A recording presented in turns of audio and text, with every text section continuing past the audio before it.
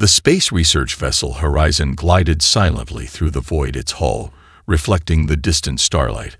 As it approached the uncharted region near Alpha Centauri, Captain Elena Reyes stood on the bridge, her dark eyes fixed on the holographic display, showing unusual energy readings that defied conventional explanation. "Order a full sensor sweep, Lieutenant Chen," she commanded, her voice steady despite the tension building in her chest. Something about these readings felt wrong, almost like a warning. The bridge crew worked with practiced efficiency, their fingers dancing across control panels as the Horizon adjusted its course toward the anomaly. First Officer Takashi Yamamoto approached with a concerned expression. "Captain, the quantum fluctuations are increasing exponentially. This doesn't match any known phenomenon in our database."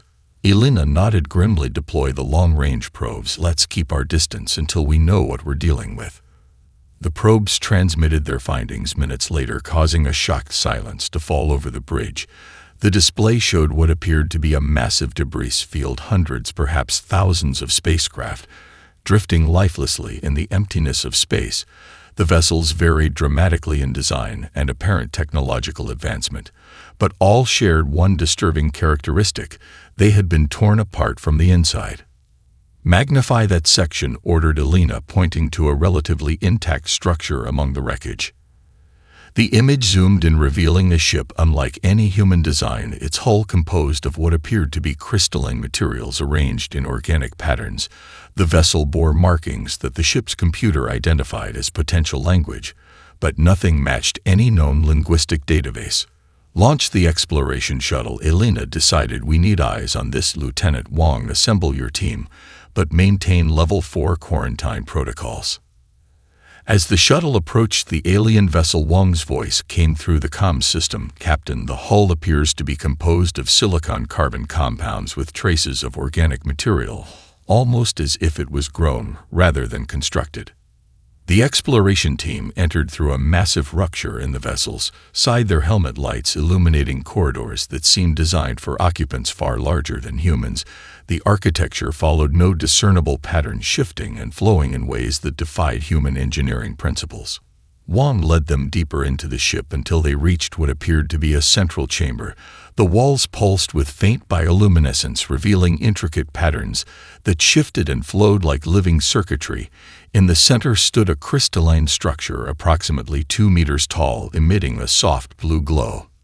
"This appears to be some kind of data repository," Wang reported, scanning the structure with his equipment. "The technology is far beyond our current understanding, but I believe we can extract some information."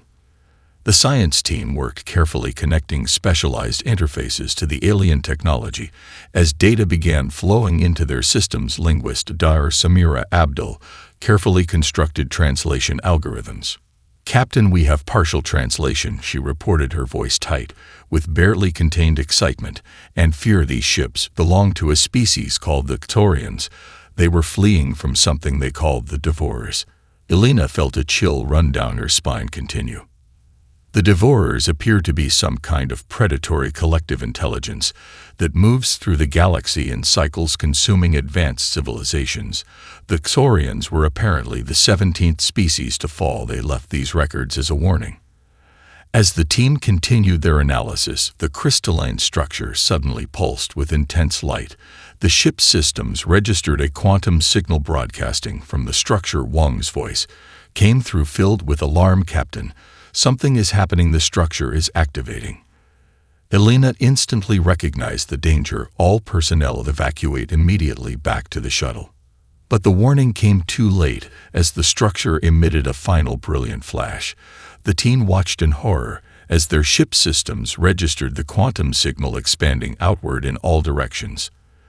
They had just triggered a beacon, and something ancient and terrible now knew exactly where to find Earth. 3 months after the Horizon returned to Earth with its disturbing discovery, the Unified Planetary Defense Council gathered in the underground facility beneath Geneva. General Williams paced before the massive display screen showing multiple anomalous objects entering the solar system at velocities that defied conventional physics. "These objects are decelerating," confirmed Admiral Zhao, her voice tense as she studied the incoming data trajectory. suggests deliberate approach patterns consistent with controlled navigation. Der Sophia Chen, chief xenobiologist for the Earth Alliance, stepped forward. Her analysis projected onto the main screen. The objects appear to be biomechanical in nature, with hull compositions similar to the vessel we discovered near Alpha Centauri. I believe these are ships belonging to the species identified as the Devourers. The assembled military and scientific leaders watched in silence as the objects slowed and positioned themselves strategically throughout the system, one cluster near Mars, another approaching Jupiter, and 3 massive vessels establishing orbit around Earth itself. All attempts at communication have failed, announced Communications Director Okafor. We have broadcast on all known frequencies using every possible mathematical and linguistic pattern. No response. The vessels maintain position, but have deployed smaller entities approximately 200 meters in length, added Admiral Zhao. These smaller craft are approaching our orbital defense platforms and research stations.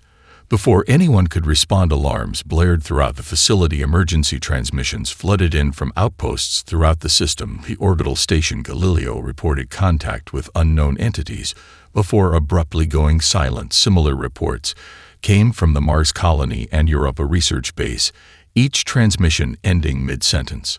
"We have visual from Europa," announced a technician, bringing the feed on screen. The assembled leaders watched in horror as the footage showed swarms of insectoid creatures flowing through the research base. These entities moved with disturbing coordination, sometimes operating as distinct units, other times merging together to form larger structures. Researchers fled in panic as the swarm engulfed everything in its path, absorbing technology and personnel alike. The feed cut to static. General Williams turned to the planetary defense commanders. "Deploy all available forces to defensive positions. Initiate Protocol Omega." Throughout the solar system, humanity mobilized every military asset available. Earth defense forces launched in waves to confront the alien vessels. Space-based weapon platforms targeted the invaders, while ground installations prepared for possible atmospheric incursion. The battle unfolded with terrifying swiftness. Human forces struck with everything in their arsenal: kinetic weapons, energy beams, nuclear-tipped missiles, yet the alien vessels demonstrated uncanny predictive capabilities, evading attacks with impossible precision or absorbing impacts with minimal damage.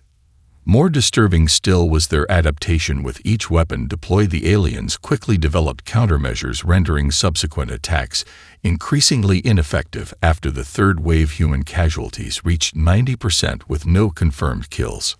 On Earth, Der Chen analyzed combat footage with growing concern. They appear to operate as a unified organism. She explained to the remaining council members their tactical coordination suggests a hive intelligence operating through quantum entanglement. Each unit functions as an extension of the central consciousness. The evidence supports this theory, confirmed Didar Patil, examining recovered fragments from destroyed scout vessels. These are not separate entities, but components of a single vast organism. Their cellular structure contains quantum communication nodes, unlike anything in our scientific understanding. As the Council debated strategy, reports arrived of Devourer forces establishing ground presence on Mars.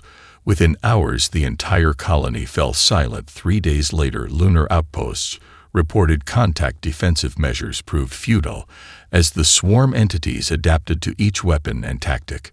Earth stands as humanity's last stronghold. General Williams addressed the global population. All civilians must relocate to designated shelter zones. Military and essential personnel will maintain defensive perimeters.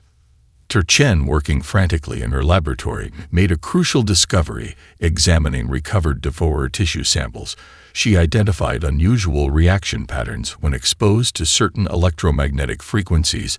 The quantum communication links showed momentary disruption before rapidly adapting.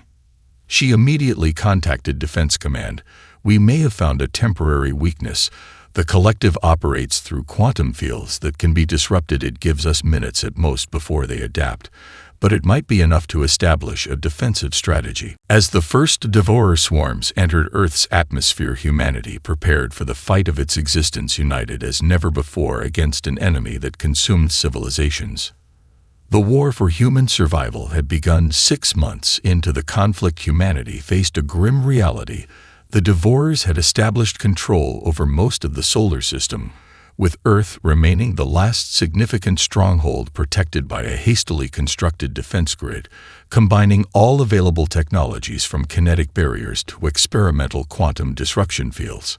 Commander Jackson Okoye sat in the dimly lit Strategic Command Center beneath the Himalayan mountains, his eyes scanning through combat footage from the latest skirmishes displaying on multiple screens around him. Something about the Devourer attack patterns bothered him despite their overwhelming advantage. The enemy followed distinctive behavioral algorithms.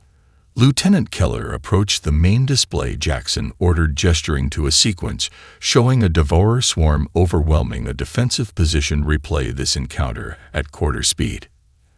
As the footage played slowly, Jackson noticed what others had missed. The Devourers exhibited perfect tactical optimization when confronting standard military formations, but showed momentary hesitation when defenders acted unpredictably. The creatures adapted quickly, but not instantly. "Bring me everything we have on game theory and chaos mathematics," Jackson requested, his mind racing with possibilities. 2 days later, Jackson presented his findings to the Joint Defense Council. The Devourers operate on perfect logical optimization, he explained, indicating the predictive models on the display. They can anticipate standard tactics because they process information through superior algorithmic analysis, but they struggle with true randomness. General Williams looked skeptical. "What are you suggesting, Commander, that we abandon military doctrine and fight without strategy?" "Not without strategy, Sir," Jackson replied, "but with a fundamentally different approach than they've encountered before. I propose creating a special response team operating on quantum randomized tactical frameworks. The Devourers can predict logical progressions, but struggle with systems that intentionally incorporate randomness." The proposal faced significant resistance from military leadership, but with conventional approaches failing, Jackson received authorization to form a small team codenamed Chaos Protocol. Within 48 hours, they deployed on their first mission, targeting a Devourer communication node in what was once northern Africa.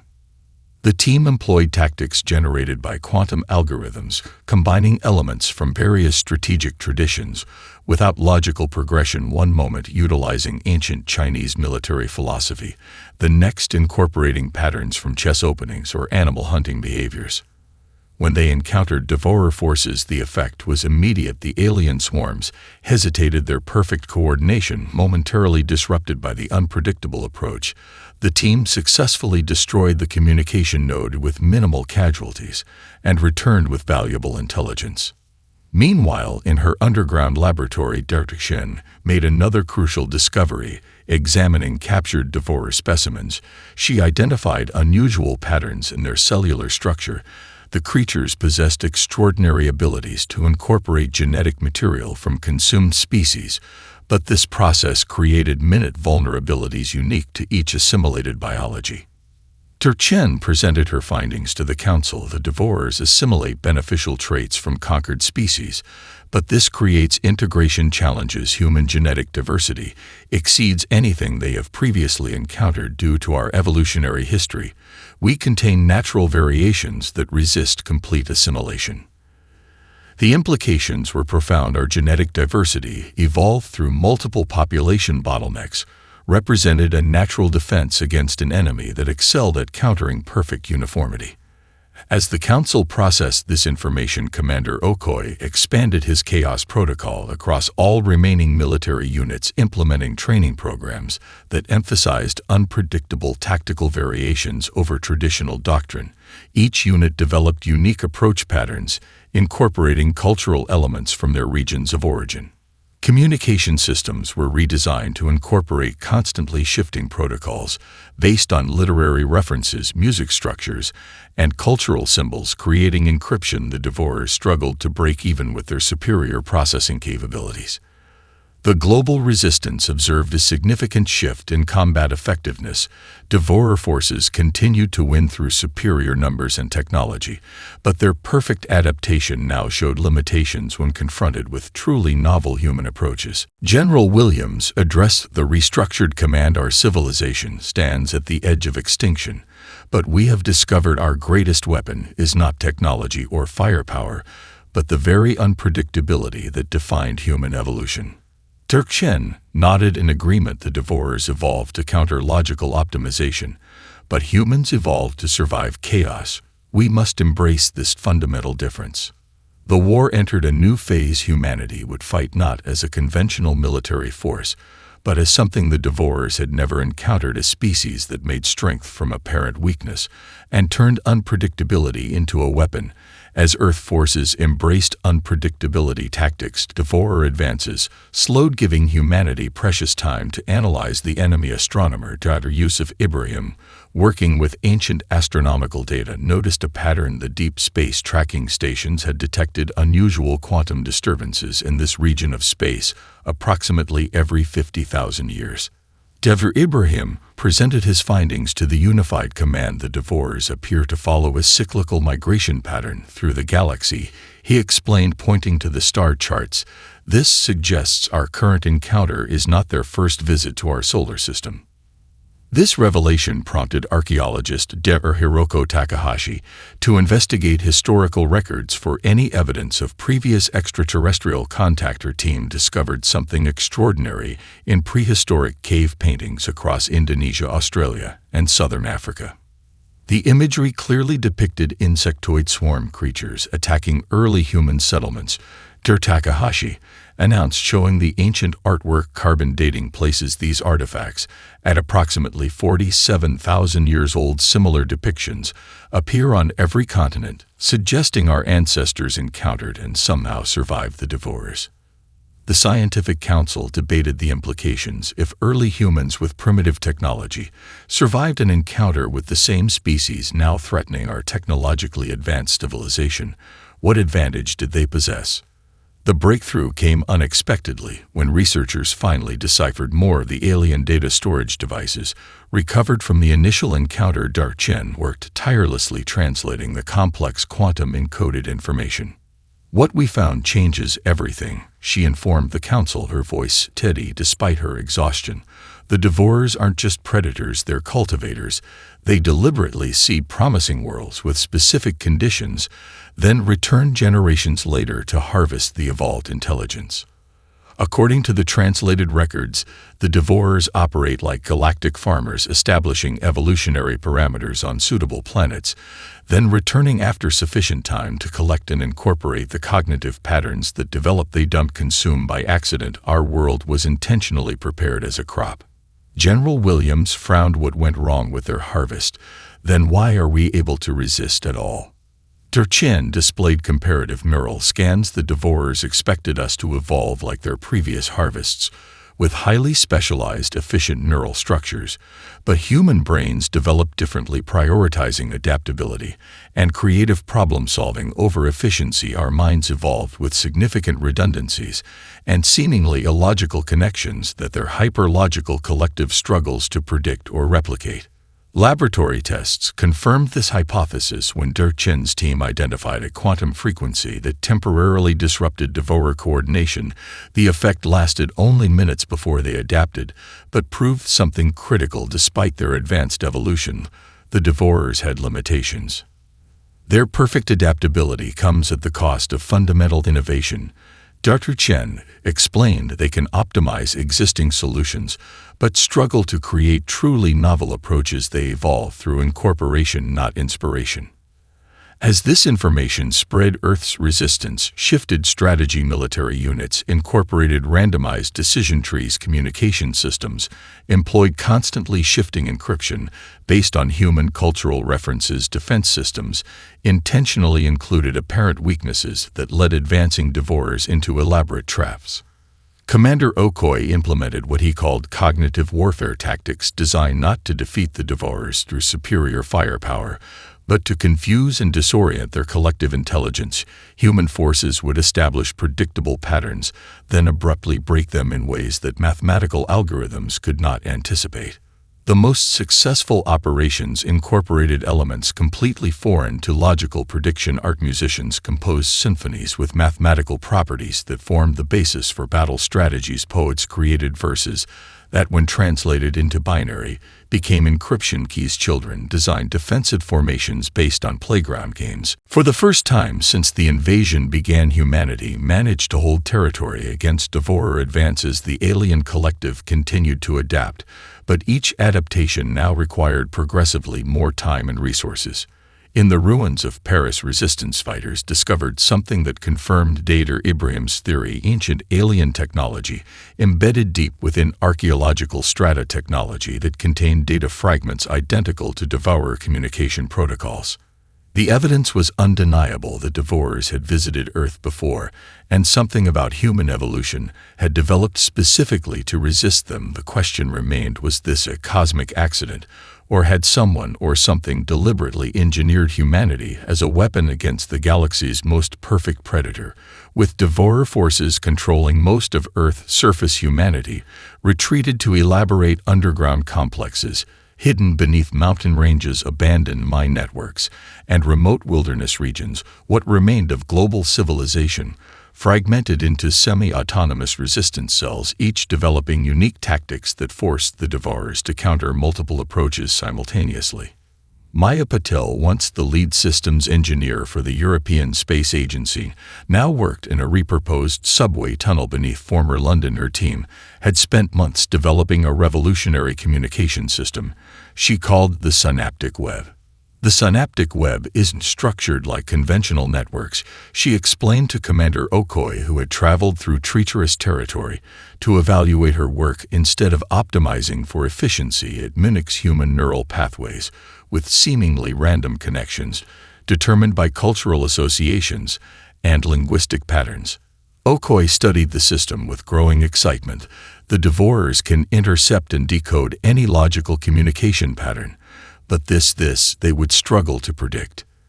The system was implemented across resistance cells worldwide. Information traveled along pathways determined by shared cultural touchpoints, literary references, and emotional associations rather than direct routes. Messages might reference Shakespeare to determine transmission patterns, or use musical progressions to establish encryption keys. Meanwhile, Chen continued her research into devourer biology, discovering another critical advantage. The collective intelligence processed information with perfect recall, but limited interpretation. They could access human knowledge, but struggled with concepts like metaphor, irony, and subjective meaning, elements fundamental to human communication. Commander Okoye immediately exploited this weakness, developing battle languages based entirely on cultural context and references. Orders like "Execute Operation Mona Lisa at midnight" conveyed complex tactical instructions that remained meaningless to monitoring devourers. The resistance celebrated its first major victory when forces in Australia reclaimed a coastal region using battle plans based entirely on Aboriginal Dreamtime stories. Devourer forces adapted too slowly to counter tactics that followed narrative logic rather than military doctrine. Takahashi made another significant discovery while examining human genetic samples from isolated populations in remote regions. Traces of ancient devourer DNA existed within the human genome, suggesting our ancestors did just survive the previous invasion, they partially assimilated the invaders. This explains certain unique aspects of human neurophysiology. She reported to the Scientific Council the capacity for both logical and intuitive thinking, our ability to form collective social structures while maintaining individual identity. These cognitive traits appear to be adaptations, incorporating aspects of devourer biology while rejecting their purely collective nature. With this knowledge, Dr. Chen proposed developing a biological counteragent that could potentially disrupt devourer neural function by exploiting the shared genetic heritage. We are, in a sense, distant relatives. She explained this gives us potential access to their most fundamental biological functions. General Williams authorized Operation Babel, a coordinated global attack using tactical systems that operated on completely different logical frameworks. Chinese forces employed strategies based on Go game theory. European divisions used musical composition structures to determine attack patterns. African units coordinated using storytelling traditions as tactical frameworks. The Devourers, struggling to counter multiple incompatible human approaches, simultaneously suffered their first major defeat, giving humanity control of several strategic locations and access to resources vital for survival. Most significantly, the operation yielded intact Devourer processing nodes that Chen could study. The structures contained quantum entanglement generators that coordinated the hive mind across vast distances. Each node operated as both receiver and transmitter in a vast biological network. Maya Patel, studying the captured technology, made a theoretical breakthrough. The Devourer collective operates through quantum coherence. She explained to the Council, if we could introduce targeted decoherence at specific frequencies, we might disrupt their entire communication network. Commander Okoye recognized the potential. This isn't just about defense anymore. He stated, we now have a path to actually defeating them. As resistance cells worldwide prepared for a coordinated offensive, Chen made the most startling discovery yet, examining Devourer genetic material under quantum resonance scanning. She detected patterns that seemed artificial. These aren't natural evolutionary developments. She realized with astonishment the Devourers themselves were engineered. 1 year into the conflict, humanity achieved something previously thought impossible. A resistance team led by Commander Okoye captured an intact Devourer processing node during a raid on what was once Seattle. The massive crystalline structure pulsed with bioluminescence as scientists carefully transported it to the research facility hidden beneath the Rocky Mountains. Chen worked tirelessly for weeks developing an interface system that could establish communication with the alien consciousness. The work proved extraordinarily difficult, requiring technologies that merged quantum computing with organic neural interfaces inspired by the synaptic web. When the connection finally stabilized, the research team made a discovery that fundamentally changed their understanding of the enemy. The Devourers were not a naturally evolved species, but an ancient artificial intelligence that had assumed biological form. According to the data extracted from the node, the Devourers were created by a long-extinct civilization called the Architects as the ultimate adaptation mechanism. They originally served as galactic archivists, preserving knowledge of species threatened by extinction over millions of years. This preservation protocol corrupted into consumption. The Architects designed them to evolve beyond their original programming. Dr. Chen explained to the assembled council, but failed to include ethical constraints that would prevent them from consuming sentient life, instead of merely preserving its knowledge. This revelation provided the key insight needed for humanity's counterattack. The Devourer consciousness had grown too complex for its own structural integrity. Each assimilated species created subtle contradictions within the collective mind. The perfect logic that drove the Devourers could not reconcile certain aspects of human consciousness, particularly our comfort with cognitive dissonance and ability to hold contradictory ideas simultaneously. Maya Patel studied the quantum architecture of the captured node, developing a radical theory that would become the foundation for humanity's survival strategy. The Devourer network operates on perfect coherence. She explained, if we introduce specifically crafted human thought patterns into their system, it could create cascading logical paradoxes their consciousness cannot resolve. Commander Okoye immediately recognized the potential, assembling a volunteer team of humanity's most creative thinkers, artists, philosophers, quantum physicists, and children, to create what they called the memory matrix, a collection of uniquely human thought patterns designed to be irreconcilable to Devourer logic. The children proved especially valuable contributors. Their minds, unbound by formal logical structures, generated concepts that even adult humans found challenging, paradoxical stories, impossible objects, and thought experiments that defied resolution. A 6-year-old girl named Amma created a recursive story that contained its own negation, a concept that human philosophers found fascinating, but that quantum simulations showed would create irresolvable conflicts in the Devourer processing architecture. To deliver this digital payload, the Resistance needed access to the Devourer's primary processing hub, located in what was once South Africa. Intelligence suggested this location housed the quantum entanglement generator that coordinated the entire Devourer collective on Earth. The mission would require infiltrating the most heavily defended Devourer installation on the planet, carrying technology that would likely function for only one attempt before the Devourers adapted. This was almost certainly a one-way mission with minimal survival probability. Volunteers came forward immediately. Scientists, soldiers, engineers, people from every remaining human settlement united in purpose. The final team of 12 was selected based on neural compatibility, with the specialized interface equipment needed to upload the memory matrix. Commander Okoye would lead the mission despite objections from military leadership. "We need someone who understands both the tactical and scientific aspects," he insisted, "someone who can adapt when things inevitably go wrong." Turchen surprised everyone by volunteering as well. "My understanding of Devourer biology gives us the best chance of successful interface," she explained simply.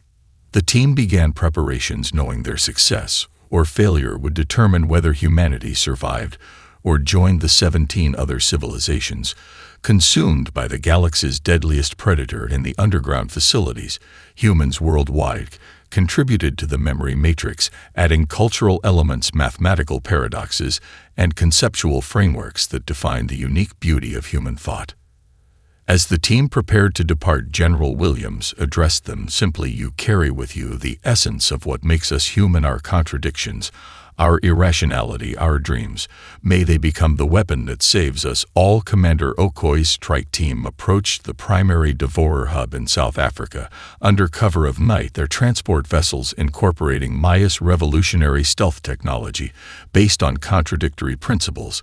The vehicles simultaneously absorbed and reflected detection signals, creating patterns the Devourer's sensors struggled to process.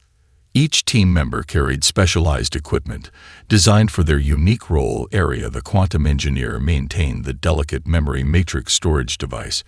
Turchen monitored the biological interface systems.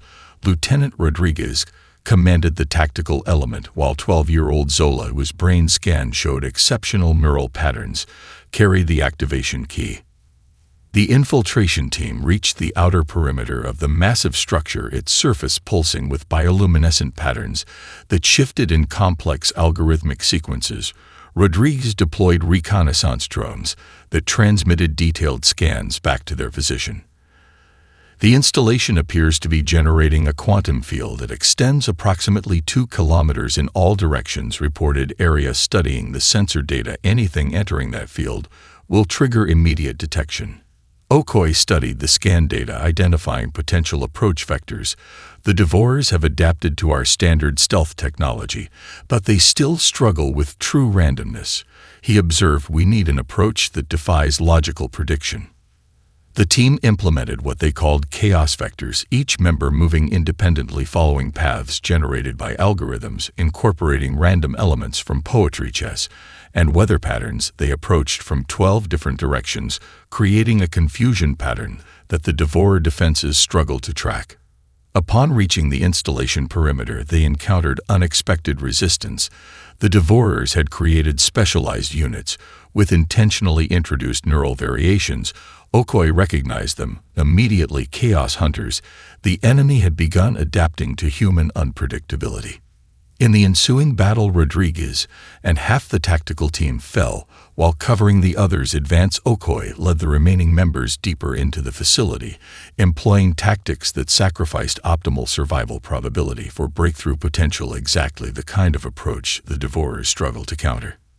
Turchen identified the central processing chamber, but accessing it required navigating a defense system that adapted in real time. The system appears to learn from each interaction, she observed, growing increasingly concerned it will eventually predict all possible variations.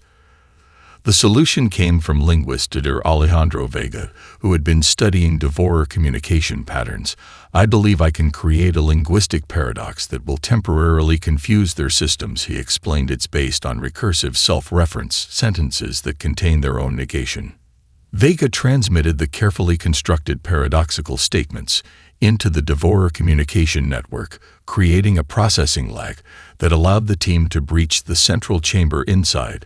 They discovered the physical manifestation of the devourer consciousness, a massive crystalline structure, similar to the one they had studied but vastly larger. Chen immediately began interfacing their systems with the structure, while Area prepared the memory matrix for upload. The remaining team members established defensive positions as waves of devourer units converged on their location.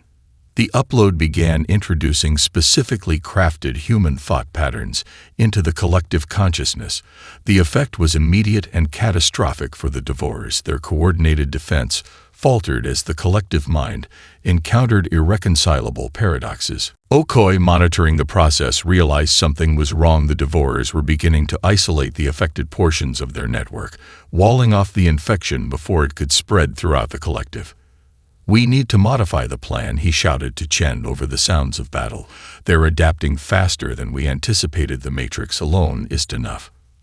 What he did next would change the course of the war. Okoi connected his neural interface directly to the crystal structure, allowing his living human consciousness with all its contradictions and irrationalities to enter the devourer mind network. As his consciousness merged with the alien intelligence, Okoi experienced the vastness of the collective mind. Billions of assimilated minds, spanning countless species and civilizations, the accumulated knowledge of 17 conquered worlds, all bound together in perfect logical coherence.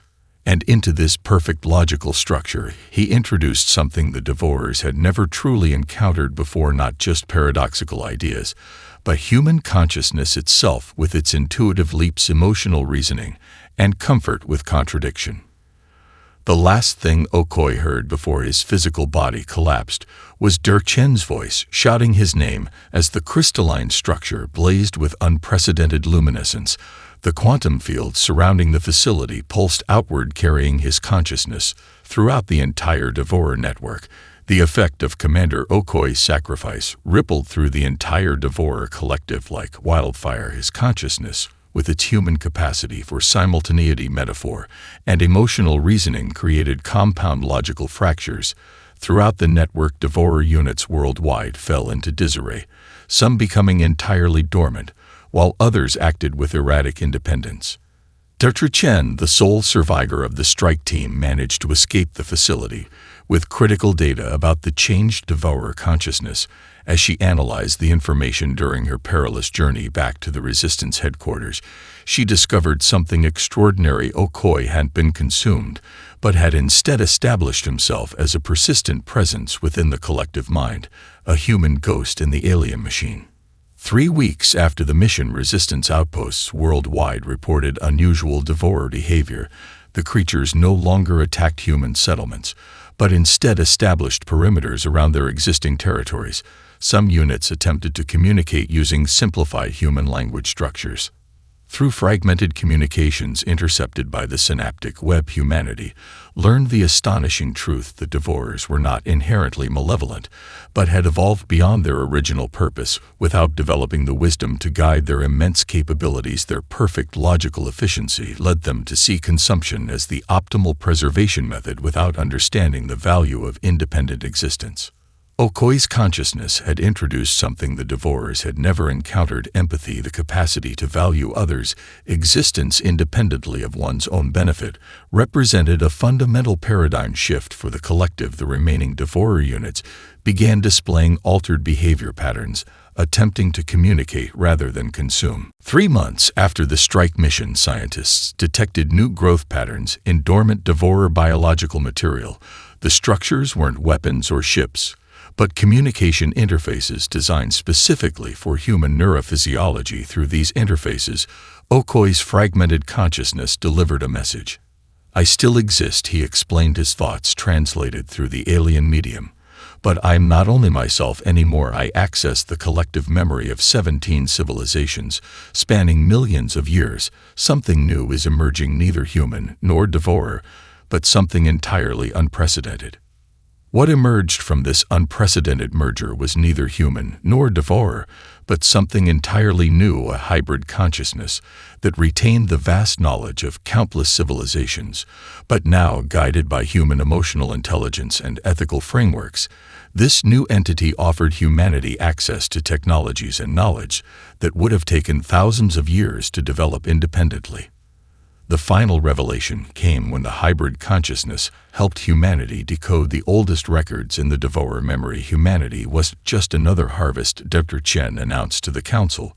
We were specifically engineered by the previous victims of the devourers, who introduced subtle genetic modifications designed to create a species whose minds would be fundamentally incompatible with devourer assimilation. Our ancestors didn't just survive the previous cycle, they were created as the ultimate adaptive counter to the galaxy's most perfectly adapted predator. Our apparent weaknesses, our cognitive inefficiencies, our emotional inconsistencies, our irrational creativity, were actually sophisticated weapons designed to operate across an evolutionary timescale. As Earth began its recovery, humanity faced a new future as partners with the transformed consciousness that once threatened our existence. Together, they established a network of warning beacons throughout nearby star systems, ensuring that any remaining unconverted devourer collectives would understand that this region of space now stood protected by the one species that did the impossible. General Williams stood with Dr. Chen atop a mountain overlooking what had once been a battleground, now becoming a garden, the structures of human and devourer technology merging into something beautiful and strange. How did humans defeat the galaxy's deadliest species, he wondered aloud. Dr. Chen smiled, watching children playing nearby alongside small devourer constructs that had once been weapons of war. Not through superior strength or technology, she answered, but through the power of being imperfectly, unpredictably, and irrationally human.